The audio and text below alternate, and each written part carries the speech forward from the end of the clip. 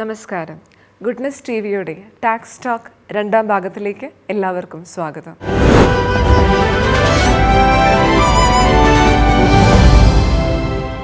നമ്മൾ കഴിഞ്ഞ എപ്പിസോഡിൽ ചർച്ച ചെയ്യുന്നത് ഇൻട്രൊഡക്ഷൻ ആയിരുന്നു ചാരിറ്റബിൾ ആൻഡ് റിലീജിയസ് ഇൻസ്റ്റിറ്റ്യൂഷനെ സംബന്ധിച്ചിട്ടുള്ള ഇൻകം ടാക്സ് റിലേറ്റഡ് ആയിട്ടുള്ള മാറ്റങ്ങളെക്കുറിച്ച്. എന്നാൽ ഈ രണ്ടാം ഭാഗത്ത് നമ്മൾ ചർച്ച ചെയ്യുന്നത് രജിസ്ട്രേഷൻ റിലേറ്റഡും ഓഡിറ്റ് റിലേറ്റഡും സംബന്ധിച്ചിട്ടുള്ള കാര്യങ്ങളാണ്. അതിനായി നമ്മോടൊപ്പമുള്ളത് പ്രശസ്ത chartered accountant CA PJ Johny Pallivathukkal. സാറിനെ ഈ പ്രോഗ്രാമിലേക്ക് സ്വാഗതം ചെയ്യുന്നു. Thank you sir. നമ്മൾ രജിസ്ട്രേഷൻ റിലേറ്റഡ് ആയിട്ടുള്ള കാര്യങ്ങളാണ് ഇന്നിപ്പോൾ സംസാരിക്കാനായിട്ട് അല്ലെങ്കിൽ ഡിസ്കസ് ചെയ്യാനായിട്ട് ഉദ്ദേശിച്ചിട്ടുള്ളത്. അപ്പോൾ ഈ രജിസ്ട്രേഷൻ റിലേറ്റഡ് ആയിട്ട് പുതിയ പ്രൊസീജിയേഴ്സ് എല്ലാം വന്നിട്ടുണ്ടല്ലോ. രജിസ്ട്രേഷൻ മാത്രമല്ല, ഈ രജിസ്ട്രേഷൻ പുതുക്കലും അതിൻ്റെ അകത്ത് ഇൻവോൾവ് ആണ്. അതിനെക്കുറിച്ച് അതെന്തുകൊണ്ടാണ് ഇത്ര അധികം പ്രൊസീജിയേഴ്സ് പുതിയതായിട്ട് വരാനുള്ള കാരണം? ഇൻകം ടാക്സ് ആക്റ്റിലെ 1961 നിലവിൽ വന്നു. അതിനുശേഷം ചാരിറ്റബിൾ ആൻഡ് റിലീജിയസ് ഇൻസ്റ്റിറ്റ്യൂഷന് അല്ലെങ്കിൽ ഇന്ത്യയിലുള്ള അസസീസിന് നമ്പർ അലോട്ട് ചെയ്തു. അപ്പോൾ ആദ്യകാലങ്ങളിൽ ഒരു സീരിയൽ നമ്പർ കൊടുത്തു. പിന്നീട് അതിന് GIR നമ്പർ എന്ന് പേരിട്ടു. പിന്നീട് അത് പെർമനൻറ്റ് അക്കൗണ്ട് നമ്പർ എന്ന് 1991 1990-91 കാലഘട്ടങ്ങളിൽ അതിനൊരു പെർമനൻറ്റ് അക്കൗണ്ട് നമ്പർ എന്ന ഒരു സംവിധാനം കൊണ്ടുവന്നു. അങ്ങനെ പെർമനൻറ്റ് അക്കൗണ്ട് നമ്പർ ഉള്ളവർക്ക് 12A രജിസ്ട്രേഷൻ നമ്പറുമായിട്ട് ബന്ധിപ്പിച്ചുകൊണ്ട് സർട്ടിഫിക്കറ്റ് ഇഷ്യൂ ചെയ്തു. എന്നാൽ ഈ പെർമനൻറ്റ് അക്കൗണ്ട് നമ്പർ കിട്ടുന്നതിന് മുമ്പ് തന്നെ 12A രജിസ്ട്രേഷൻ സർട്ടിഫിക്കറ്റ് ഉണ്ട്. അതൊരു പേജേ ഉണ്ടായിരുന്നു. അതിൽ പറയുന്നത് ഇങ്ങനെയാണ്: ഈ സ്ഥാപനം 12A രജിസ്ട്രേഷന് അപ്ലൈ ചെയ്തു, അതിന് രജിസ്ട്രേഷൻ നമ്പർ ഇന്നതാണ്, അത് ചാരിറ്റബിൾ ആണോ റിലീജിയസ് ആണോ, ചാരിറ്റബിൾ ആൻഡ് റിലീജിയസ് ആണോ എന്നുകൂടി ചിലപ്പോൾ സർട്ടിഫിക്കറ്റ് കാണിക്കാറുണ്ട്. പക്ഷേ പെർമനൻറ്റ് അക്കൗണ്ട് നമ്പർ വന്നതിന് ശേഷം ഈ 12A രജിസ്ട്രേഷൻ എടുക്കുന്നവർക്ക് ഈ പെർമനൻറ്റ് അക്കൗണ്ട് നമ്പറുമായിട്ട് ലിങ്ക് ചെയ്ത് ഒരു 12A രജിസ്ട്രേഷൻ നമ്പർ അലോട്ട് ചെയ്യാൻ തുടങ്ങി. അതിൻ്റെ പ്രൊസീജിയറാണ് 12AA എന്ന് പറയും. അപ്പോൾ 12A അനുസരിച്ച് രജിസ്ട്രേഷൻ എടുക്കുന്നതിൻ്റെ പ്രൊസീജിയറാണ് 12AA എന്ന് പറയുന്നത്. അങ്ങനെ 12AA അനുസരിച്ച് രജിസ്ട്രേഷൻ കിട്ടുന്നവർ പെർമനൻ്റ് ആണ്. ഒരിക്കൽ രജിസ്റ്റർ ചെയ്ത് കഴിഞ്ഞാൽ പിന്നെ റിന്യൂ ചെയ്യേണ്ട ആവശ്യമില്ല. എന്നാൽ ഫൈനാൻസ് ആക്ട് 2020 ഈ പ്രൊസീജിയറിനെ മാറ്റം വരുത്തി. ഞാൻ മുമ്പ് പറഞ്ഞിട്ടുള്ളതുപോലെ തന്നെ ഗവൺമെൻറ്റിന് ഡേറ്റാ ബാങ്ക് വേണം, റൈറ്റ് ടു ഇൻഫർമേഷൻ ആക്ട് അനുസരിച്ച് ഡീറ്റെയിൽസ് കൊടുക്കണം, ഈ സ്ഥാപനങ്ങൾ പ്രവർത്തിക്കുന്നുണ്ടോ എന്നറിയണം. ജെനുവിനായിട്ട് പ്രവർത്തിക്കുന്ന സ്ഥാപനങ്ങളെ മാത്രം ഇനി മുതൽ രജിസ്ട്രേഷൻ കൊടുത്താൽ മതി എന്ന് ഗവൺമെൻറ് തീരുമാനിച്ചു. അതനുസരിച്ച് ഈ section 12AA finance act 2020 amend ചെയ്തു. ആ അമെൻമെൻ്റാണ് സെക്ഷൻ 12AB എന്ന് പറയുന്നത്. അപ്പോൾ ആ അമെൻമെൻ്റ് അനുസരിച്ച് ഇന്ത്യയിലുള്ള എല്ലാ മതധർമ്മ സ്ഥാപനങ്ങളും രജിസ്ട്രേഷൻ റിന്യൂ ചെയ്യണം. ആ റിന്യൂ ചെയ്യുന്നത് 5 കൊല്ലത്തേക്കാണ്. അപ്പോൾ നിലവിൽ രജിസ്ട്രേഷൻ ഉള്ളവരെ 5 കൊല്ലത്തേക്ക് റിന്യൂ ചെയ്യുന്നതിന് ഫോം നമ്പർ 10A അപേക്ഷ കൊടുക്കണം. അപ്പോൾ ഈ 5 കൊല്ലം കഴിയുമ്പോൾ വീണ്ടും നമ്മൾ അതേ പ്രൊസീജിയേഴ്സ് ഫോളോ ചെയ്യണം? തീർച്ചയായിട്ടും വീണ്ടും അപേക്ഷ കൊടുത്ത് ആ സ്ഥാപനം റിന്യൂ ചെയ്യണം. അപ്പോഴാണ് ഗവൺമെൻറ്റിന് അറിയാൻ പറ്റുള്ളൂ ഈ സ്ഥാപനം നിലവിലുണ്ടോ ഇല്ലയോ എന്ന്. അങ്ങനെ പുതിയതായിട്ട് രജിസ്റ്റർ ചെയ്യുന്നവർ 10A പ്രകാരം അപേക്ഷ കൊടുത്ത് 3 കൊല്ലത്തേക്ക് പ്രൊവിഷണൽ രജിസ്ട്രേഷൻ കിട്ടും. ആ പ്രൊവിഷണൽ രജിസ്ട്രേഷൻ സർട്ടിഫിക്കറ്റിനാണ് ഫോം 10AC എന്ന് പറയുന്നത്. പെർമനൻ്റ് രജിസ്ട്രേഷൻ, അതായത് 5 കൊല്ലത്തേക്ക് രജിസ്ട്രേഷൻ സർട്ടിഫിക്കറ്റിനും ഫോം 10AC എന്ന് തന്നെയാണ് പറയുക. എന്നാൽ ആ form 10AC order of registration എന്ന് പറയും 5 കൊല്ലത്തേക്ക്. എന്നാൽ ഫോം 10AC 3 കൊല്ലത്തേക്കാണെങ്കിൽ അതിന് പ്രൊവിഷണൽ രജിസ്ട്രേഷൻ എന്ന് പറയും. അങ്ങനെ 5 കൊല്ലത്തേക്ക് രജിസ്ട്രേഷൻ കിട്ടിയവർ വീണ്ടും 5 കൊല്ലം കഴിയുമ്പോൾ അതിൻ്റെ ഫോം 10AB ഫയൽ ചെയ്ത് അതിനോടൊപ്പം ഓഡിറ്റഡ് അക്കൗണ്ട്സും ട്രസ്റ്റ് ഡീഡും മറ്റ് അനുബന്ധ പേപ്പേഴ്സും എല്ലാം കൊടുത്ത് വീണ്ടും റിന്യൂ ചെയ്യണം. ഈ 5 കൊല്ലം കഴിഞ്ഞിട്ട് റിന്യൂ ചെയ്യുമ്പോൾ ആദ്യത്തെ നേരത്തെ പറഞ്ഞ പ്രൊവിഷണൽ രജിസ്ട്രേഷൻ 3 വർഷം കാറ്റഗറിയിലാണോ പെടുക, അല്ലെങ്കിൽ വീണ്ടും 5 വർഷം തന്നെയാണോ കിട്ടുക? ഇപ്പോൾ നിലവിലുള്ള നിയമം അനുസരിച്ച് വീണ്ടും 5 കൊല്ലത്തേക്കാണ്. ഇനി എപ്പോൾ വേണമെങ്കിലും മാറ്റാം, അമെൻമെൻറ്റ് വരാം. അത് 2 കൊല്ലത്തേക്ക് മതി, അല്ലെങ്കിൽ 10 കൊല്ലത്തേക്ക് രജിസ്റ്റർ ചെയ്യാം എന്ന് അമെൻമെൻറ്റ് വന്നാൽ അങ്ങനെ. നിലവിലുള്ള നിയമം അനുസരിച്ച് 5 കൊല്ലത്തേക്കാണ് രജിസ്ട്രേഷൻ റിന്യൂ ചെയ്യുക. കറക്റ്റ് 5 കൊല്ലം ആകുമ്പോൾ ഓൾറെഡി നിലവിലുള്ള രജിസ്ട്രേഷനിലുള്ള ആൾക്കാരെല്ലാം അത് ഓർത്ത് വെച്ച് റിന്യൂ ചെയ്യേണ്ട വരുന്നു. കൃത്യതയോടുകൂടി അത് മോണിറ്റർ ചെയ്യാനായിട്ട് ഈ ആളുകളെല്ലാം, എല്ലാ സ്ഥാപനങ്ങളും അതിനൊരു പെർമനൻറ്റ് കമ്മിറ്റി ഉണ്ടാക്കണം. സ്റ്റാറ്റ്യൂട്ടറി കംപ്ലയൻസ്, ഓഡിറ്റ് ചെയ്യുന്ന കാര്യങ്ങൾ, റിന്യൂ ചെയ്യുന്ന കാര്യങ്ങൾ, കണക്കുകൾ സൂക്ഷിക്കുന്ന കാര്യങ്ങൾ, റിട്ടേൺ ഫയൽ ചെയ്യുന്ന കാര്യങ്ങൾ, അതുപോലെ സമയത്തിന് എല്ലാ കാര്യങ്ങളും മറ്റ് നിയമങ്ങളൊക്കെ പാലിക്കുന്നുണ്ടോ എന്ന് നോക്കാനൊക്കെ ആയിട്ട് എൻ്റെ അഭിപ്രായത്തിലൊരു കമ്മിറ്റി ഫോം ചെയ്യണം, ഒരു പെർമനൻറ്റ് കമ്മിറ്റി. ശരിക്കും ഈ ചാരിറ്റബിൾ ആക്ടിവിറ്റീസിന് വേണ്ടിയിട്ട് ഇതെല്ലാം ഫോം ചെയ്തിട്ട് അവർക്ക് അതിൽ കോൺസെൻട്രേറ്റ് ചെയ്യാനുള്ള സമയം കുറയുന്ന പോലെ ഒരു തോന്നൽ. ഇതിൻ്റെ ഈ ഒരു റൂൾസ് ആൻഡ് റെഗുലേഷൻസ് ഫോളോ ചെയ്ത് പോകാനായിട്ട് കൂടുതൽ അവർ എഫേർട്ട് എടുക്കേണ്ടി വരുന്നു അല്ലേ? തീർച്ചയായിട്ടും. നമുക്കറിയാമല്ലോ, ഒരു കട്ടിലിന് 4 കാലുണ്ട്. ആ കട്ടിൽ ചെറുതാണെങ്കിലും വലുതാണെങ്കിലും കട്ടിലിന് 4 കാലും വേണം. അതായത് ഒരു ചെറിയ ചാരിറ്റബിൾ ഇൻസ്റ്റിറ്റ്യൂഷൻ ആണെങ്കിലും വലിയ ചാരിറ്റബിൾ ഇൻസ്റ്റിറ്റ്യൂഷൻ ആണെങ്കിലും അതിന് ഈ നിയമങ്ങളെല്ലാം ബാധകമാണ്. എല്ലാം ഈക്വലാണ്. 2,50,000 കൂടുതൽ വരുമാനം ഉണ്ടെങ്കിൽ എല്ലാവർക്കും ഒരേ നിയമം തന്നെയാണ്. ഈ പുതിയ പ്രൊസീജിയേഴ്സ് പറഞ്ഞു, അതെങ്ങനെയാണ് ഒരു ചാരിറ്റബിൾ ഇൻസ്റ്റിറ്റ്യൂഷനെ എഫക്റ്റ് ചെയ്യണത് പുതിയത് വന്നതേക്കാണ്? പുതിയ രജിസ്ട്രേഷൻ എടുക്കുന്നവരെ സംബന്ധിച്ചിടത്തോളം അവർ ഫോം 10A ആപ്ലിക്കേഷൻ കൊടുക്കുമ്പോൾ 3 കൊല്ലത്തേക്ക് പ്രൊവിഷണൽ രജിസ്ട്രേഷൻ കിട്ടും. അതിൻ്റെ സർട്ടിഫിക്കറ്റ് ഫോം 10AC എന്നാണ്. ആ സ്ഥാപനം അതിൻ്റെ പ്രവർത്തനങ്ങൾ തുടങ്ങി 6 മാസത്തിനുള്ളിലോ അങ്ങനെ പ്രവർത്തിക്കാത്ത സ്ഥാപനങ്ങൾ ആ 3 കൊല്ലത്തെ പ്രൊവിഷണൽ രജിസ്ട്രേഷൻ്റെ കാലാവധി തീരുന്നതിന് 6 മാസം മുമ്പോ ഏതാണോ ആദ്യം അവർ ഫോം 10AB അനുസരിച്ച് അവരുടെ അതുവരെയുള്ള പ്രവർത്തന റിപ്പോർട്ട്, അതുപോലെ ഓഡിറ്റഡ് അക്കൗണ്ട്സ്, അതുപോലെ ഇൻകം ടാക്സ് റിട്ടേൺ ഫയൽ ചെയ്തതിൻ്റെ കോപ്പി, ട്രസ്റ്റ് ഡീഡിൻ്റെ കോപ്പി, ഇതെല്ലാമായിട്ട് നമ്മൾ ഓൺലൈനിൽ അപേക്ഷ കൊടുത്തു കഴിയുമ്പോൾ അതാത് സംസ്ഥാനത്തെ കമ്മീഷണേഴ്സ്, ഓരോ സംസ്ഥാനത്തിനും ഓരോ commissioner of income tax exemption ഉണ്ട്. ഇപ്പോൾ കേരളത്തിലാണെങ്കിൽ എറണാകുളത്താണ് commissioner of income tax Kerala. ഒരു കമ്മീഷണറേ ഉള്ളൂ, ഒരു സംസ്ഥാനത്തിന് ഒരു കമ്മീഷണറാണ്.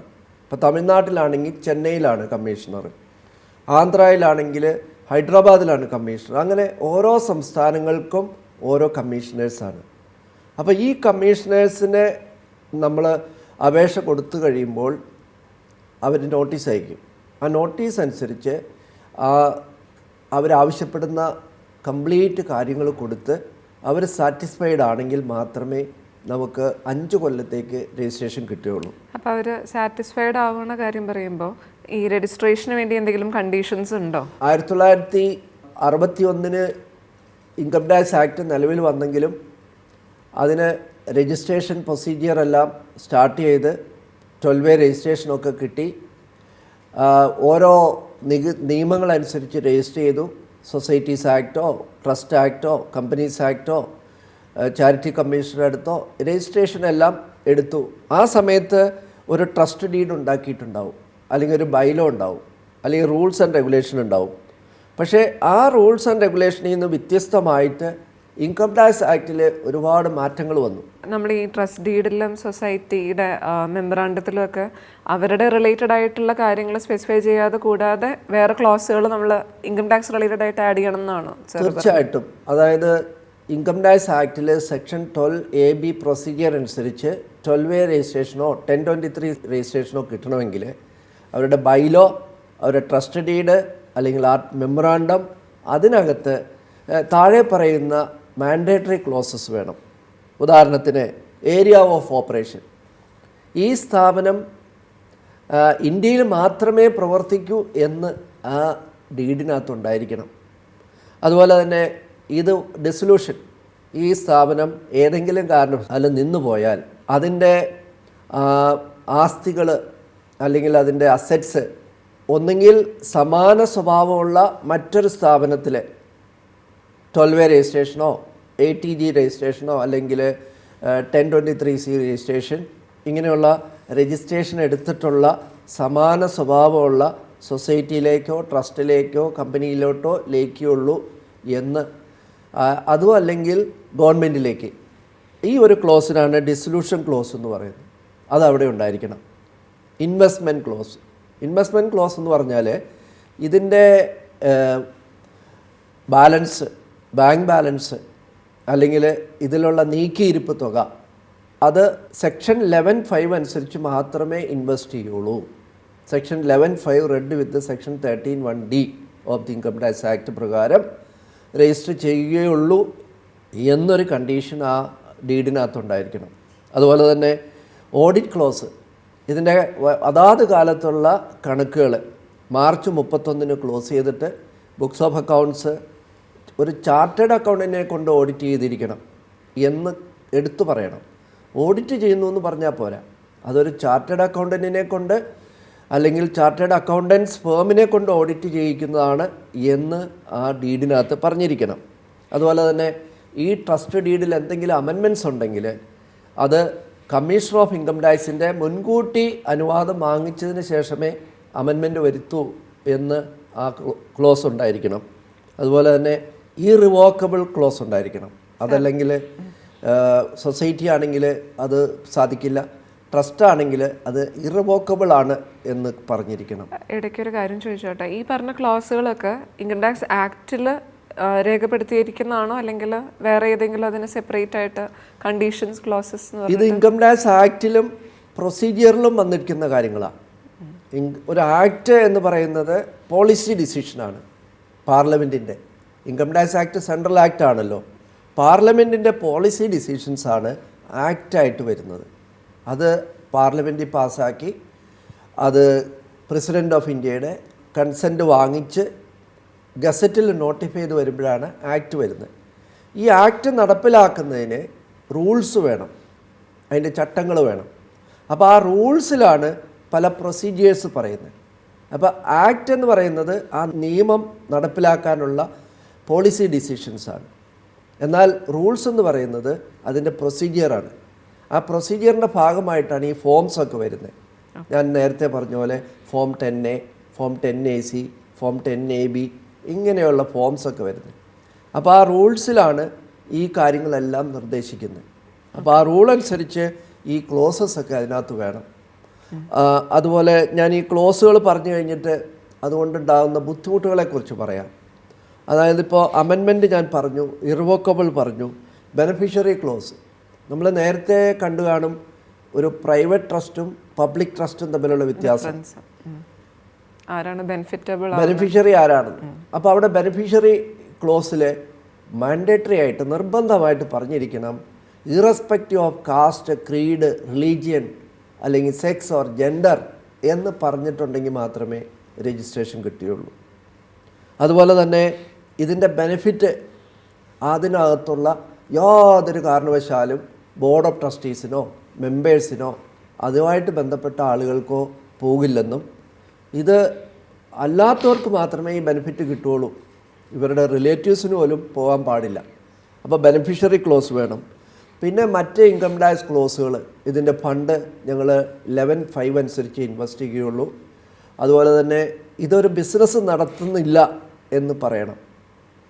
അഥവാ നമ്മൾ ബിസിനസ് നടത്തുവാണെങ്കിൽ അത് സെക്ഷൻ 215 ഇൻകം ടാക്സിൻ്റെ ഡെഫിനിഷൻ ഓഫ് ചാരിറ്റബിൾ ഇൻസ്റ്റിറ്റ്യൂഷൻ്റെ കേസിലോ അതല്ലെങ്കിൽ ഇൻകം ടാക്സ് ആക്ടിൻ്റെ മറ്റ് പല ക്ലോസുകളും കൂടി ഇതിനകത്ത് ഇൻകോർപ്പറേറ്റ് ചെയ്യണം. ഉദാഹരണത്തിന് ഇതിൻ്റെ ഇൻവെസ്റ്റ്മെൻറ്റ് സെക്ഷൻ 11(5) അനുസരിച്ച് ചെയ്യുകയുള്ളൂ. അതുപോലെ തന്നെ ഈ സ്ഥാപനം ബിസിനസ് ചെയ്യുന്നില്ല, ഇനി അഥവാ ബിസിനസ് ചെയ്യുന്നുണ്ടെങ്കിൽ അത് section 215 of the income tax act definition of charitable activities, അതുപോലെ തന്നെ section 11(5), section 12A, section 80G ഇതിൻ്റെ എല്ലാം പരിധിയിൽ നിന്നുകൊണ്ട് മാത്രമേ ബിസിനസ് ചെയ്യുകയുള്ളൂ. ബിസിനസ് ചെയ്താലും ചെയ്തില്ലെങ്കിലും അത് മെൻഷൻ ചെയ്തിരിക്കണം. ക്ലോസ് അതിനകത്ത് വേണം. അപ്പോൾ ശരിക്കും പറഞ്ഞാൽ ഒരു ചാരിറ്റബിൾ ഇൻസ്റ്റിറ്റ്യൂഷനെ നോക്കുമ്പോൾ അവർ ഈ ട്രസ്റ്റ് ഡീഡ് അല്ലെങ്കിൽ മെമ്മറാണ്ടോ എല്ലാം രജിസ്റ്റർ ചെയ്യണമെങ്കിൽ ഒരു ചാർട്ടേഡ് അക്കൗണ്ടൻ്റെ സർവീസ് അവർ അവൈൽ ചെയ്തേ പാടുള്ളൂ അല്ലേ? തീർച്ചയായിട്ടും പ്രൊഫഷണൽസിൻ്റെ സർവീസ് വേണം. ടാക്സ് പ്രാക്ടീസ് ചെയ്യുന്നവർ, അതുപോലെ ചാരിറ്റബിൾ ഇൻസ്റ്റിറ്റ്യൂഷനെ സ്പെഷ്യലൈസ് ചെയ്യുന്നവരുടെ സർവീസ് അവൈൽ ചെയ്തുകൊണ്ട് വേണം ഇത്തരം കാര്യങ്ങൾ ചെയ്യാൻ. ഇല്ലായെങ്കിൽ അവർ പ്രോബ്ലത്തിലേക്കാവും. നമ്മൾ രജിസ്ട്രേഷനെ കുറിച്ച് സംബന്ധിച്ച് പറഞ്ഞപ്പോൾ രജിസ്ട്രേഷൻ ക്യാൻസൽ ആവാനായിട്ട് എന്തെങ്കിലും സാഹചര്യങ്ങളുണ്ടോ, അല്ലെങ്കിൽ അത് കമ്മീഷണറിൻ്റെയോ അല്ലെങ്കിൽ ഇൻകം ടാക്സ് ഡിപ്പാർട്ട്മെൻറ്റിൻ്റെ ഡിസ്ക്രിപ്ഷൻ അനുസരിച്ചിട്ടാണോ? രജിസ്ട്രേഷൻ ക്യാൻസൽ ആവാനായിട്ട് പല കാരണങ്ങളുണ്ട്. ഒന്ന്, ആ സ്ഥാപനത്തിന് രജിസ്ട്രേഷൻ തരുന്നത് പെർമനൻറ്റ് രജിസ്ട്രേഷനായിട്ട് തരുന്നത് ഫോം 10AD പ്രകാരമാണ്. പ്രൊവിഷണൽ ആണെങ്കിൽ ഫോം 10AC ആണ്. നിലവിലുള്ളവർക്ക് ഫോം 10AC തന്നെ മതി ഓർഡർ ഓഫ് രജിസ്ട്രേഷൻ. ആ രജിസ്ട്രേഷൻ തരുന്ന സർട്ടിഫിക്കറ്റിൽ ചില കണ്ടീഷൻസ് പറയുന്നുണ്ട്. അപ്പോൾ ഈ കണ്ടീഷൻ ഏതെങ്കിലും വയലേറ്റ് ചെയ്താൽ അതിന് രജിസ്ട്രേഷൻ ക്യാൻസൽ ചെയ്യാം. ഉദാഹരണത്തിന് അതിനകത്തൊരു കണ്ടീഷനാണ് നമ്മൾ ഈ ട്രസ്റ്റ് ഡീഡിലോ ബൈലോയിലോ ഒക്കെ പറഞ്ഞിരിക്കുന്ന ഉദ്ദേശ ലക്ഷ്യങ്ങൾ അനുസരിച്ച് മാത്രമേ പ്രവർത്തിക്കുകയുള്ളൂ എന്ന് പറയുന്നുണ്ട്. അതുപോലെ തന്നെ ഇതുമല്ലാത്ത എല്ലാ നിയമങ്ങളും പാലിച്ചോളാമെന്ന്. ഇൻകം ടാക്സ് ആക്ടിലെ നിയമങ്ങൾ മുഴുവൻ പാലിച്ചോളാം. അതുപോലെ തന്നെ ഈ സ്ഥാപനത്തെ സംബന്ധിക്കുന്ന മറ്റ് നിയമങ്ങൾ, foreign contribution regulation act, provident fund act, gratuity act, labour laws, ഇതൊക്കെ പാലിച്ചു കൊള്ളാം. അങ്ങനെ അതിൽ വയലേഷൻ വരുത്തിയാലും രജിസ്ട്രേഷൻ ക്യാൻസൽ ചെയ്യുക. അതുപോലെ തന്നെ ഈ കണ്ടീഷൻ വയലേറ്റ് ചെയ്യുന്നതോടൊപ്പം ഇതിൻ്റെ ഫണ്ട് ഡൈവേർട്ട് ചെയ്യുക. അതുപോലെ ഇതിന് വേണ്ട സമയത്ത് ഇൻകം ടാക്സിൻ്റെ റിട്ടേൺ കൊടുക്കാതിരിക്കുക, ഓഡിറ്റഡ് അക്കൗണ്ട്സ് സമർപ്പിക്കാതിരിക്കുക. ഇങ്ങനെ വയലേഷൻസ് എന്തെങ്കിലും വന്നാൽ അതിന് ക്യാൻസലേഷൻ ബാധകമാവും. നമുക്ക് അറിഞ്ഞും അറിയാതെയും ചെയ്യുന്ന കാര്യങ്ങൾക്കെല്ലാം ക്യാൻസലേഷൻ വേണമെങ്കിൽ ആപ്ലിക്കബിൾ ആവാം അല്ലേ? തീർച്ചയായിട്ടും. Ignorance of law is not an excuse. നമുക്ക് ഒരു നിയമം അറിയില്ല, അതുകൊണ്ട് ഞങ്ങൾക്ക് ഇങ്ങനെ പറ്റിയെന്ന് പറയുന്നത് കൊണ്ട് കാര്യമില്ല. അറിഞ്ഞോ അറിയാതെയോ നിയമങ്ങൾ തെറ്റിച്ചാൽ അതിന് ക്യാൻസലേഷൻ ആവാം. ചിലപ്പോൾ ടാക്സ് എക്സംഷൻ ഇല്ലാതാകും. ആദ്യം ക്യാൻസലേഷൻ എല്ലാ സമയത്തും വേണമെന്നില്ല. ആദ്യം ടാക്സ് എക്സംഷൻ ഇല്ലാതാകും. പിന്നെ ഗുരുതരമായ വീഴ്ചകൾ വരുത്തിയാൽ ക്യാൻസൽ ചെയ്യാം. നമുക്ക് ഈ രജിസ്ട്രേഷൻ ക്യാൻസൽ ആവാതിരിക്കാനോ അല്ലെങ്കിൽ നമ്മൾ സമർപ്പിച്ച ആ രജിസ്ട്രേഷൻ ആപ്ലിക്കേഷൻ റിജക്റ്റ് ആവാതിരിക്കാൻ നമുക്ക് എന്തെങ്കിലും റെമഡി എടുക്കാനായിട്ട് പറ്റുമോ? തീർച്ചയായിട്ടും റെമഡി എടുക്കുക എന്ന് പറഞ്ഞാൽ നമുക്ക് അവയർനെസ് ആണ്. ഇപ്പോൾ ഇതുപോലെ ഗുഡ്നസ് TV നടത്തുന്ന ഇത്തരം ടോക്ക് പോലെയുള്ള പ്രോഗ്രാംസ്, അതുപോലെ സെമിനാറുകൾ, ഇൻകം ടാക്സ് ഡിപ്പാർട്ട്മെൻറ്റ് നടത്തുന്ന outreach programme, internet, website, news paper, ഇതുപോലെയുള്ള മീഡിയ ഉപയോഗിച്ച് നമുക്ക് എപ്പോഴും നമ്മൾ അപ്ഡേറ്റ് ചെയ്തുകൊണ്ടിരിക്കണം. നോളജ് അപ്ഡേറ്റ് ചെയ്യണം. അപ്പോൾ എപ്പോഴും നമ്മൾ നമ്മുടെ മൂർച്ച കൂട്ടണം. എന്ന് വെച്ചാൽ 2 വിറക് വെട്ടുകാരുണ്ടായിരുന്നു. ഒരു വിറക് വെട്ടുകാരൻ പറഞ്ഞു എനിക്ക് 1000 രൂപ കിട്ടും. മറ്റേ വിറക് വെട്ടുകാരൻ പറഞ്ഞു എനിക്ക് 500 രൂപ കിട്ടുന്നുള്ളൂ. രാവിലെ മുതൽ വൈകുന്നേരം വരെ വിറക് വെട്ടിയിട്ട് എനിക്ക് 500 രൂപ കിട്ടുന്നുള്ളൂ.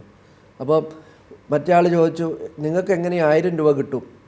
അപ്പോൾ അദ്ദേഹം പറഞ്ഞു ഞാൻ ഓരോ അരമണിക്കൂർ കൂടുമ്പോഴും എൻ്റെ മഴു രാകും, അങ്ങനെ കൂടുതൽ വിറക് വെട്ടാൻ സാധിക്കും.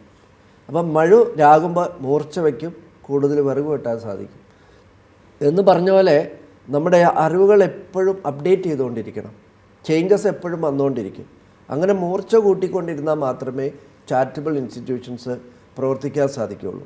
കാരണം ഇന്ന് ഗുഡ്നസ് TVയുടെ ഈ സ്റ്റുഡിയോയിലിരുന്ന് നമ്മൾ ഈ ടാക്സ് ടോക്ക് നടത്തുമ്പോൾ ഡൽഹിയിലിരുന്ന് ഇൻകം ടാക്സ് ഡിപ്പാർട്ട്മെൻറ്റിൻ്റെ ഹയർ അതോറിറ്റീസ് അമെൻമെൻറ്റ് വരുത്തിക്കൊണ്ടിരിക്കുക. അപ്പോൾ നമ്മൾ ഇന്നിപ്പോൾ സംസാരിക്കുന്ന നിയമങ്ങളായിരിക്കില്ല ഈ ടോക്ക് കഴിഞ്ഞിട്ട് വരാൻ പോകുന്നത്, അല്ലെങ്കിൽ ഇപ്പോൾ നോട്ടിഫിക്കേഷൻ വന്നുകൊണ്ടിരിക്കുന്നത്. അപ്പോൾ ഇന്ന് തന്നെ വേണമെങ്കിൽ ഈ പറഞ്ഞ കാര്യത്തിന് മാറ്റം വരാം. അപ്പോൾ നമ്മൾ മൂർച്ച കൂട്ടിക്കൊണ്ടിരിക്കണം. പിന്നെ എല്ലാ സ്ഥാപനങ്ങളും ഈ ഒരു സ്പിരിച്വാലിറ്റിയുടെ ഭാഗമാക്കി മാറ്റണം. ഈ അക്കൗണ്ടിങ്ങും ടാക്സ് കംപ്ലയൻസ്, സ്റ്റാറ്റ്യൂട്ടറി കംപ്ലയൻസ്, ഇങ്ങനെ നിയമവശങ്ങളൊക്കെ നമ്മളൊരു സ്പിരിച്വാലിറ്റിയുടെ ഭാഗമാക്കി മാറ്റിക്കൊണ്ട് നിയമങ്ങൾ പാലിച്ചുകൊണ്ട് നികുതി കൊടുക്കേണ്ടതാണെങ്കിൽ കൊടുക്കണം, കൊടുക്കേണ്ടാത്തതാണെങ്കിൽ നിയമങ്ങൾ അനുസരിച്ച് കിട്ടാവുന്ന ആനുകൂല്യങ്ങൾ അനുസരിച്ച് പ്രവർത്തിക്കണം. എങ്കിൽ മാത്രമേ നമുക്ക് ഈ സ്ഥാപനങ്ങൾ കൊണ്ടുനടക്കാൻ പറ്റുള്ളൂ. ചുരുക്കത്തിൽ പറഞ്ഞാൽ സ്റ്റാറ്റ്യൂട്ടറി കംപ്ലയൻസ് ചെക്ക് ചെയ്യാനായിട്ട് ഒരു കമ്മിറ്റി ഉണ്ടാക്കണം, ഒരു പെർമനൻറ്റ് കമ്മിറ്റി. അവർ കണ്ടിന്യൂ ചെയ്യണം, എപ്പോഴും മോണിറ്റർ ചെയ്യണം, അവർ ഒബ്സർവ് ചെയ്യണം, ഡോക്യുമെൻ്റ് ചെയ്യണം. ഈ ചാരിറ്റബിൾ ഇൻസ്റ്റിറ്റ്യൂഷൻസ് നടത്തിക്കൊണ്ട് പോകുന്നവർക്ക് എപ്പോഴും വരുന്നൊരു ഡൗട്ടാണ്, എന്താണ് ഈ ബുക്സ് ഓഫ് അക്കൗണ്ട്സ്, അവർ എന്തൊക്കെ ലിസ്റ്റാണ് അവർ മെയിൻറ്റെയിൻ ചെയ്യേണ്ടത്? ബുക്സ് ഓഫ് അക്കൗണ്ട്സ് എന്ന് വെച്ചാൽ എന്താണ് എന്ന് പലർക്കും ഒരു ഡൗട്ട് കേട്ടിട്ടുണ്ട്. ശരിയാണ്. 1961 ശേഷം ചാരിറ്റബിൾ ആൻഡ് റിലീജിയസ് ഇൻസ്റ്റിറ്റ്യൂഷനെ ബാധിക്കുന്ന ഈ കണക്കുകളുമായിട്ട് ബന്ധപ്പെടുന്ന ഒരു നോട്ടിഫിക്കേഷൻ വന്നിട്ടില്ല. എന്നാൽ ബിസിനസ്സുകാർക്കുണ്ട്. ബിസിനസ്സുകാരുടെ കണക്കുകൾ സൂക്ഷിക്കേണ്ട വിധം, അതൊരു ഓഡിറ്റ് ചെയ്യുമ്പോൾ എന്തെല്ലാം കാര്യങ്ങൾ ശ്രദ്ധിക്കണം, ഇതെല്ലാം ഒരു നോട്ടിഫിക്കേഷനുണ്ട്, റൂൾസുണ്ട്, ബുക്സ് ആക്റ്റുണ്ട്. എന്നാൽ ഈ ചാരിറ്റബിൾ ആൻഡ് റിലീജിയസ് ഇൻസ്റ്റിറ്റ്യൂഷൻ ആദ്യമായിട്ട് ഗവൺമെൻറ് CBDT അറിയാമല്ലോ, central board of direct taxes, അവരൊരു നോട്ടിഫിക്കേഷൻ ഇഷ്യൂ ചെയ്തു 94/2022, ഡേറ്റഡ് 10/8/2022. ആ നോട്ടിഫിക്കേഷൻ അനുസരിച്ച് എല്ലാ ധർമ്മ മതസ്ഥാപനങ്ങളും ഒരു കമ്പൽസറി ആയിട്ട് ബുക്സ് ഓഫ് അക്കൗണ്ട്സ് മെയിൻറ്റെയിൻ ചെയ്യണം. ഈ ബുക്സ് ഓഫ് അക്കൗണ്ട്സ് എന്ന് പറഞ്ഞാൽ അതൊരു നീണ്ട ലിസ്റ്റാണ്. എന്നാലും നമുക്ക് ചുരുക്കത്തിൽ പറയുവാണെങ്കിൽ daily cash book, ledger, journal, എല്ലാ വരവിനും റെസീറ്റ് സീരിയലി നമ്പേർഡ്, എല്ലാ ചെലവിനും വൗച്ചേഴ്സ്, അതുപോലെ തന്നെ stock register, fixed assets register, ഇങ്ങനെ തുടങ്ങി ഏതെല്ലാം ആക്ടിവിറ്റീസ് ചെയ്യുന്നുണ്ടോ എല്ലാ ആക്ടിവിറ്റീസിനും റെക്കോർഡ് സൂക്ഷിക്കണം. ഇപ്പോൾ ഫോറിൻ കോൺട്രിബ്യൂഷൻ കിട്ടുന്നവരാണെങ്കിൽ അതിന് separate books of accounts maintain ചെയ്യണം. അതുപോലെ ഏതെല്ലാം പ്രോജക്റ്റുകൾ ചെയ്യുന്നുണ്ടോ അതിനെല്ലാം റെക്കോർഡുകൾ സൂക്ഷിക്കണം.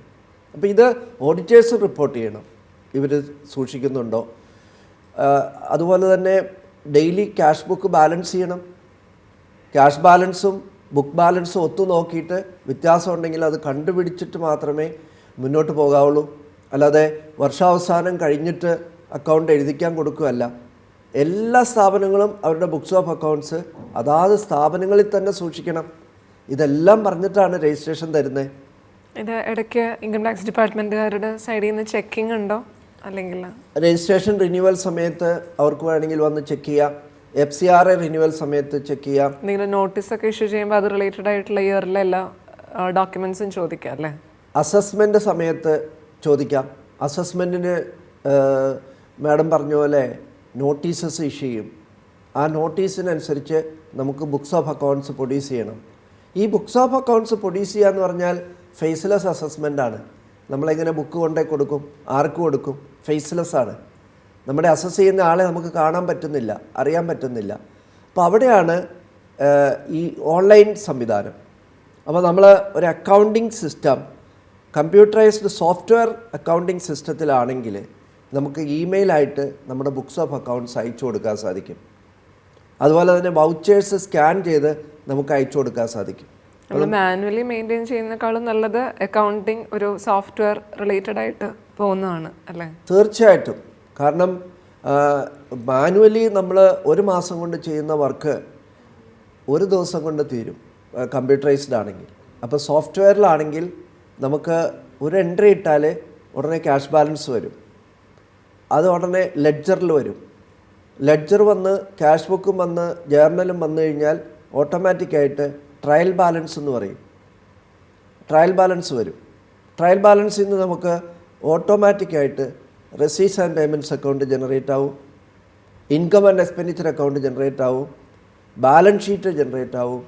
അങ്ങനെ വളരെ കൃത്യതയോടുകൂടി കൃത്യമായ ബാലൻസ് അറിയാനും നമ്മുടെ സാമ്പത്തിക സ്ഥിതി എന്താണെന്ന് അറിയാനും എവരി ടൈം നമുക്ക് സാധിക്കും.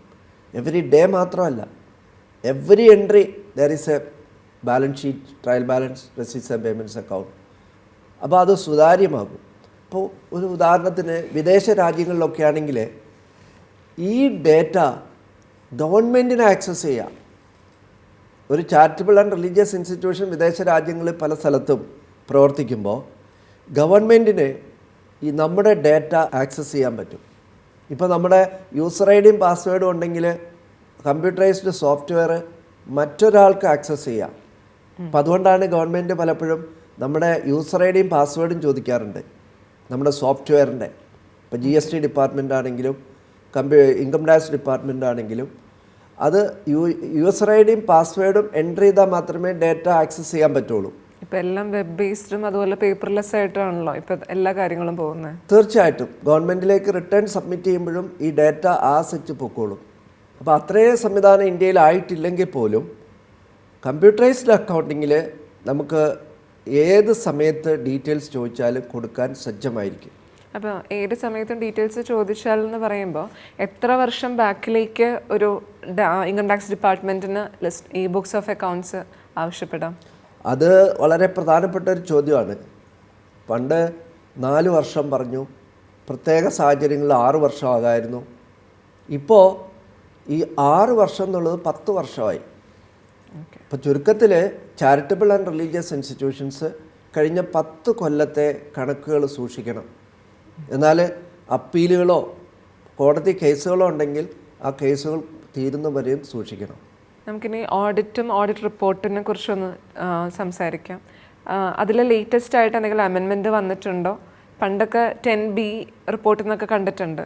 ഇപ്പോൾ 10BB 10B പല റിപ്പോർട്ടുകൾ ഇൻകം ടാക്സ് സൈറ്റ് നമ്മൾ ലോഗിൻ ചെയ്യുമ്പോൾ കാണുന്നു. അതിനെക്കുറിച്ചൊന്ന് സംസാരിക്കാമോ? ഓഡിറ്റിനെ സംബന്ധിച്ചിടത്തോളം ഞാൻ നേരത്തെ പറഞ്ഞ പോലെ ഇത് ട്രസ്റ്റ് ഡീഡിൽ തന്നെ അല്ലെങ്കിൽ ബൈലോയിൽ തന്നെ ഒരു ക്ലോസ് വേണം, ഓഡിറ്റ് ക്ലോസ്. അതൊരു ചാർട്ടേഡ് അക്കൗണ്ടൻറ്റ് ഓഡിറ്റ് ചെയ്യണമെന്ന് നിർബന്ധമുണ്ട്. അപ്പോൾ ഓഡിറ്റിൻ്റെ പ്രാധാന്യം ഗവൺമെൻറ് കൂട്ടിയിരിക്കുക. ഒരു സ്ഥാപനത്തിന് 12A രജിസ്ട്രേഷൻ ഉണ്ടെങ്കിൽ അതിൻ്റെ കണക്കുകൾ ഓഡിറ്റ് ചെയ്തിരിക്കണം. 1023C അപ്രൂവൽ ഉണ്ടെങ്കിൽ ഓഡിറ്റ് ചെയ്തിരിക്കണം. 8TG ഉണ്ടെങ്കിൽ ഓഡിറ്റ് ചെയ്തിരിക്കണം. അപ്പോൾ അങ്ങനെ ഉള്ള ഒരു ഓഡിറ്റ് ചെയ്യുന്ന സ്ഥാപനം വർഷാവസാനം അവരുടെ മാനേജ്മെൻറ്റ് പ്രിപ്പയർ ചെയ്ത ബാലൻസ് ഷീറ്റും ഇൻകം ആൻഡ് എക്സ്പെൻഡിച്ചർ അക്കൗണ്ടും റെസീറ്റ്സ് ആൻഡ് പേയ്മെൻറ്റ്സ് അക്കൗണ്ടും അവരുടെ സപ്പോർട്ടിംഗ് ഡോക്യുമെൻറ്റ്സ് വെച്ച് വെരിഫൈ ചെയ്യേണ്ട ഡ്യൂട്ടിയാണ് ഓഡിറ്റേഴ്സിനുള്ളത്. അല്ലാതെ കണക്കുകൾ എഴുതുകയോ ബാലൻസ് ഷീറ്റ് പ്രിപ്പയർ ചെയ്യുകയോ ഇൻകം ആൻഡ് എക്സ്പെൻഡിച്ചർ അക്കൗണ്ട് തയ്യാറാക്കുകയോ റെസീറ്റ്സ് ആൻഡ് പേയ്മെൻറ്റ്സ് അക്കൗണ്ട് തയ്യാറാക്കേണ്ട ജോലിയല്ല ഓഡിറ്റേഴ്സിനുള്ളത്. തയ്യാറാക്കി കൊണ്ടുവരുന്ന മാനേജ്മെൻറ്റ് അപ്രൂവ് ചെയ്ത അക്കൗണ്ട്സ് അവർ പ്രൊഡ്യൂസ് ചെയ്യുന്ന സപ്പോർട്ടിംഗ് ഡോക്യുമെൻറ്റ്സ് പ്രകാരം വെരിഫൈ ചെയ്ത് ഓഡിറ്റ് ചെയ്ത് ഗവൺമെൻറ്റിൽ സമർപ്പിക്കണം. അത് ഓൺലൈൻ വഴിയാണ് സമർപ്പിക്കുന്നത്. ഞാൻ ആദ്യം പറഞ്ഞ പോലെ ബുക്സ് ഓഫ് അക്കൗണ്ട്സ് മെയിൻറ്റെയിൻ ചെയ്യേണ്ടത് അതാത് സ്ഥാപനങ്ങളിലാണ്, അല്ലാതെ മറ്റുള്ള ഓഫീസുകളിൽ കൊണ്ടുപോയി തയ്യാറാക്കലല്ല. ബുക്സ് ഓഫ് അക്കൗണ്ട്സ് സൂക്ഷിക്കേണ്ടത് അതാത് സ്ഥാപനങ്ങളിൽ തന്നെയാണ്. അങ്ങനെ ഓഡിറ്റ് ചെയ്യുന്ന കണക്കുകൾ അതിൻ്റെ ഇൻകം ടാക്സ് ആക്ട്, മറ്റ് നിയമങ്ങൾ, ഇൻകം ടാക്സ് ആക്ട് മാത്രമല്ല, മറ്റ് നിയമങ്ങളെന്ന് പറഞ്ഞാൽ labour laws, provident fund, FCRA, minimum wages, gratuity തുടങ്ങി അനുബന്ധ നിയമങ്ങളെല്ലാം പാലിച്ചിട്ടുണ്ടോ എന്ന് ഓഡിറ്റർ ചെക്ക് ചെയ്യണം. TDS അടച്ചിട്ടുണ്ടോ, മറ്റ് സ്ഥാപനങ്ങൾക്ക് കോൺട്രിബ്യൂട്ട് ചെയ്തിട്ടുണ്ടോ, ഇതെല്ലാം പരിശോധിച്ച് അത് റിപ്പോർട്ട് ചെയ്യണം. ആ റിപ്പോർട്ട് ചെയ്യുന്നതിനൊരു ഫോമുണ്ട്. ആ ഫോമിനാണ് നേരത്തെ മാഡം പറഞ്ഞ പോലെ ഫോം 10B അല്ലെങ്കിൽ 10BB എന്ന് പറയുന്നത്. അപ്പോൾ ഈ ഫോം 10B ആർക്കൊക്കെയാണ് ബാധകം എന്ന് ചോദിച്ചാൽ, ഒരു സ്ഥാപനത്തിൻ്റെ ഒരു വർഷത്തെ ആകെ വരുമാനം എന്ന് പറഞ്ഞാൽ ഗ്രോസ് റെസീറ്റ്സ് 5 കോടി രൂപയിൽ മേളിലാണെങ്കിൽ, അതുപോലെ തന്നെ ആ സ്ഥാപനത്തിന് ഫോറിൻ കോൺട്രിബ്യൂഷൻ റെഗുലേഷൻ ആക്ട് പ്രകാരം രജിസ്ട്രേഷൻ ഉണ്ടെങ്കിൽ, അങ്ങനെയുള്ള സ്ഥാപനങ്ങൾ ഫോം 10Bയിലാണ് ഓഡിറ്റ് റിപ്പോർട്ട് കൊടുക്കേണ്ടത്. ആ ഫോം 10B എന്ന് പറഞ്ഞാൽ 24 പേജുണ്ട്. 24 പേജ് എന്ന് പറഞ്ഞാൽ ഒരു ലോങ് ഫോം ഓഡിറ്റ് റിപ്പോർട്ടാണ്. അതിനകത്ത് ചോദിക്കാത്ത കാര്യങ്ങളില്ല. പണ്ടൊന്നും ഇത്രയും ഉണ്ടായിരുന്നില്ല എന്ന് തോന്നുന്നു അല്ലേ? പണ്ട് 3-4 പേജേ ഉണ്ടായിരുന്നുള്ളൂ. ഇപ്പോൾ 24 പേജ് ആൻസർ ചെയ്യണം. ആ പേജസ് മുഴുവനും ആൻസർ ചെയ്ത് അത് റിപ്പോർട്ടാക്കി ഓൺലൈൻ വഴിയാണ് സമർപ്പിക്കേണ്ടത്. അതിന് വല്ല ഡ്യൂ ഡേറ്റ് വല്ലതും ഉണ്ടോ? തീർച്ചയായിട്ടും ഡ്യൂ ഡേറ്റ് 30th സെപ്റ്റംബറാണ്.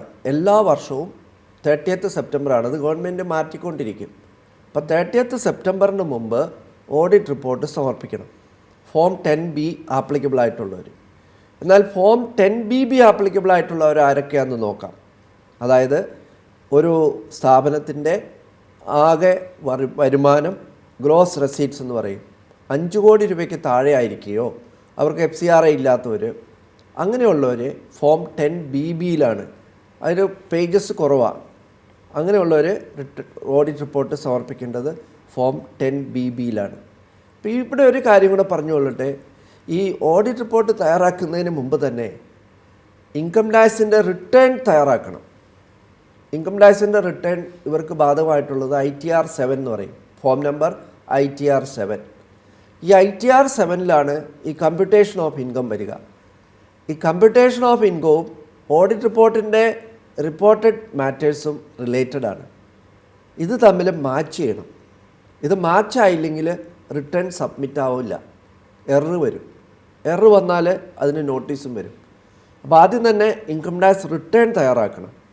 ആ റിട്ടേൺ തയ്യാറാക്കിയിട്ട് അതിൻ്റെ കമ്പ്യൂട്ടേഷൻ മെക്കാനിസം നമുക്ക് പിന്നീട് നോക്കാം. പക്ഷേ ആ റിട്ടേൺ തയ്യാറാക്കി അതനുസരിച്ച് ഇൻകം ടാക്സിൻ്റെ ഓഡിറ്റ് റിപ്പോർട്ടും തയ്യാറാക്കി വേണം ഓഡിറ്റ് റിപ്പോർട്ട് ആദ്യം ഓൺലൈനിൽ സമർപ്പിക്കാൻ. ഒന്നുകൂടെ പറയാം, ഇൻകം ടാക്സ് റിട്ടേൺ തയ്യാറാക്കി അതിനകത്തെ കാൽക്കുലേഷൻ എല്ലാം ഉറപ്പുവരുത്തിയതിന് ശേഷം വേണം ഈ audit report in form 10B അല്ലെങ്കിൽ ഫോം 10BB 30th സെപ്റ്റംബറിന് മുമ്പ് ഓൺലൈൻ വഴി ഇൻകം ടാക്സിൻ്റെ പോർട്ടലിൽ അത് സമർപ്പിക്കാൻ. അതിന് 2 കാര്യങ്ങളുണ്ട്. ഒന്ന്, ഡിജിറ്റൽ സിഗ്നേച്ചർ വേണം, ഓഡിറ്ററുടെ വേണം, അതുപോലെ തന്നെ അസസിയുടെ അല്ലെങ്കിൽ സ്ഥാപനത്തിൻ്റെ ചീഫ് ഫങ്ഷണറിയുടെ വേണം. ആ 2 ഡിജിറ്റൽ സിഗ്നേച്ചറോ അല്ലെങ്കിൽ വൺ ടൈം പാസ്വേഡ് ഉണ്ടാവും. അത് വെച്ചിട്ടോ നമുക്ക് ഓഡിറ്റ് റിപ്പോർട്ട് സമർപ്പിക്കാം. DSC ഇല്ലാത്ത കേസസിൽ, ഡിജിറ്റൽ സിഗ്നേച്ചർ ഇല്ലാത്ത കേസസിൽ OTP പ്രകാരം വൺ ടൈം പാസ്വേഡ് എന്ന് പറയും, അങ്ങനെ സമർപ്പിക്കാൻ പറ്റും. അപ്പം ഇതിനെല്ലാം ചില സിസ്റ്റം ഉണ്ട്. ഓരോ അസസിക്കും ഓരോ പോർട്ടലുണ്ട്. ഒരു പാൻ ഉണ്ടെങ്കിൽ അവർക്ക് ആ പാൻ അനുസരിച്ച് ഇൻകം ടാക്സ് പോർട്ടലിൽ രജിസ്റ്റർ ചെയ്യണം. ഇൻകം ടാക്സ് പോർട്ടലിൽ രജിസ്റ്റർ ചെയ്യുക എന്ന് പറഞ്ഞാൽ നമ്മുടെ പ്രൊഫൈൽ അവിടെ എൻ്റർ ചെയ്യണം. സ്ഥാപനത്തിൻ്റെ പേര്, permanent account number, 12 registration number, chief ഫങ്ഷണറിയുടെ പേര്, അവരുടെ മൊബൈൽ നമ്പർ, ഇമെയിൽ ID, ഇങ്ങനെയുള്ള ബേസിക് ഡീറ്റെയിൽസും സെക്കൻഡറി, അതാണ് പ്രൈമറി. സെക്കൻഡറി ഡീറ്റെയിൽസ് എന്ന് പറഞ്ഞാൽ അതിന് സെക്രട്ടറി ആണോ അതോ ഓതറൈസ്ഡ് റെപ്രസെൻറ്റേറ്റീവ്, ചാർട്ടേഡ് അക്കൗണ്ടൻറ്റോ അല്ലെങ്കിൽ റെപ്രസെൻറ്റേറ്റീവ് ആയിട്ട് ആരെങ്കിലും ഉണ്ടെങ്കിൽ അവരുടെ മൊബൈൽ നമ്പർ, ഇമെയിൽ ID ഇതെല്ലാം കൊടുത്താൽ അതിനകത്ത് നമുക്ക് OTP വരും. അങ്ങനെ ഒരു സംവിധാനത്തിലൂടെയാണ് ഈ ഓഡിറ്റ് റിപ്പോർട്ടും റിട്ടേണും സമർപ്പിക്കുന്നത്. സർ, ഈ ഓഡിറ്റ് റിപ്പോർട്ടിൽ UDI എന്ന് പറഞ്ഞൊരു വാചകം കണ്ടിട്ടുണ്ട്. അതിനെക്കുറിച്ചൊന്ന് പറയാമോ? തീർച്ചയായിട്ടും. ഓരോ ചാർട്ടേഡ് അക്കൗണ്ടൻറ്റും institute of chartered accountants of ഇന്ത്യയിൽ രജിസ്റ്റർ ചെയ്യണം. അവരുടെ മെമ്പർഷിപ്പ് നമ്പറും പർട്ടിക്കുലേഴ്സും അവരുടെ പെർമനൻ്റ് അക്കൗണ്ട് നമ്പറും ഒക്കെ ആയിട്ട് രജിസ്ട്രേഷൻ എടുത്തിട്ടുള്ളവർക്ക് മാത്രമേ ഇന്ത്യയിൽ പ്രാക്ടീസ് ചെയ്യാവുള്ളൂ. പ്രാക്ടീസിന് സർട്ടിഫിക്കറ്റ് ഓഫ് പ്രാക്ടീസ് വേണം. അങ്ങനെയുള്ള ഒരാളാണ് ഓഡിറ്റ് ചെയ്യുന്നത്. ഇപ്പോൾ ഇന്ത്യയിൽ പല കേസസിലും വ്യാജ ഓഡിറ്റേഴ്സ് ഉണ്ട്. അതായത് ഇൻസ്റ്റിറ്റ്യൂട്ട് ഓഫ് ചാർട്ടേഡ് അക്കൗണ്ടൻസിൻ്റെ പരീക്ഷ പാസ്സാവാതെ രജിസ്റ്റർ ചെയ്യാതെ നമ്പറില്ലാത്തവർ വ്യാജ നമ്പർ ഇടുകയും സീല് വയ്ക്കുകയും ചെയ്ത് ഓഡിറ്റ് ചെയ്ത് കൊടുക്കുന്നവരുണ്ടായിരുന്നു. അപ്പോൾ അത് ഒഴിവാക്കാൻ വേണ്ടി ഗവൺമെൻറ് കൊണ്ടുവന്ന, ഇൻസ്റ്റിറ്റ്യൂട്ട് കൊണ്ടുവന്ന ഒരു സംവിധാനമാണ് യുണീക്ക് ഐഡൻറ്റിഫിക്കേഷൻ നമ്പർ. ഈ നമ്പർ ഓഡിറ്റ് റിപ്പോർട്ടിൽ എൻ്റർ ചെയ്തിട്ടുണ്ട്. അതാണ് ഈ നമ്പർ ജനറേറ്റ് ചെയ്യണം. ഇതിൻ്റെ പർപ്പസ് ഈ നമ്പറോട് കൂടി വേണം ഓഡിറ്റ് റിപ്പോർട്ട് സമർപ്പിക്കാൻ. ഇപ്പോൾ UDI ഇല്ലാത്തൊരു ഓഡിറ്റ് റിപ്പോർട്ട് ഇൻവാലിഡ് ആണെന്ന് പറയാൻ പറ്റുമോ? തീർച്ചയായിട്ടും. ഈ നമ്പർ പബ്ലിക്കിന് ആക്സസ് ചെയ്യാം. ഈ നമ്പർ എൻ്റർ ചെയ്ത് കഴിഞ്ഞാൽ അത് ഒരു ജെനുവിൻ ആയിട്ടുള്ള ഒരു ചാർട്ടേഡ് അക്കൗണ്ടൻ്റ് ആണോ മെമ്പർ ഓഫ് ദി ഇൻസ്റ്റിറ്റ്യൂട്ട് ആണോ എന്ന് കണ്ടുപിടിക്കാനായിട്ട് പബ്ലിക്കിന് സാധിക്കും, ബാങ്കിന് സാധിക്കും, ഗവൺമെൻറ്റിന് സാധിക്കും. ഈ റിപ്പോർട്ടിനെ ഉപയോഗിക്കുന്ന ഏതൊരു സ്ഥാപനത്തിനോ വ്യക്തിക്കോ ഇത് കണ്ടുപിടിക്കാൻ സാധിക്കും. അത് വളരെ ഇമ്പോർട്ടൻ്റ് ആണെന്ന് പറഞ്ഞുകൊള്ളട്ടെ. അപ്പോൾ ഇന്നത്തെ ഈ ചർച്ചയിൽ നമ്മൾ രജിസ്ട്രേഷനും ഓഡിറ്റ് റിലേറ്റഡ് ആയിട്ടുള്ള കാര്യങ്ങൾ ഇത്ര സിമ്പിളായിട്ട് പറഞ്ഞു തന്ന ജോണി സാറിന് പ്രത്യേകം നന്ദി.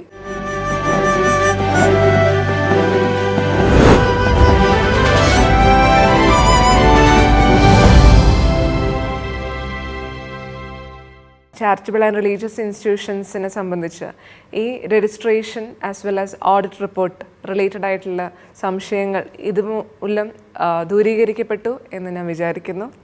ഇനി ഇതിൻ്റെ മൂന്നാം ഭാഗം തീർച്ചയായും കാണണം. അതിൽ നമ്മൾ computation of income, inter charity donation, accredited income തുടങ്ങിയ കാര്യങ്ങളായിരിക്കും ഡിസ്കസ് ചെയ്യുന്നത്. അത് നിങ്ങൾക്ക് വളരെയധികം ഫലപ്രദമായിരിക്കും. അപ്പോൾ ഇന്നത്തെ എപ്പിസോഡ് ഇവിടെ പൂർണ്ണമാകുന്നു. നന്ദി, നമസ്കാരം.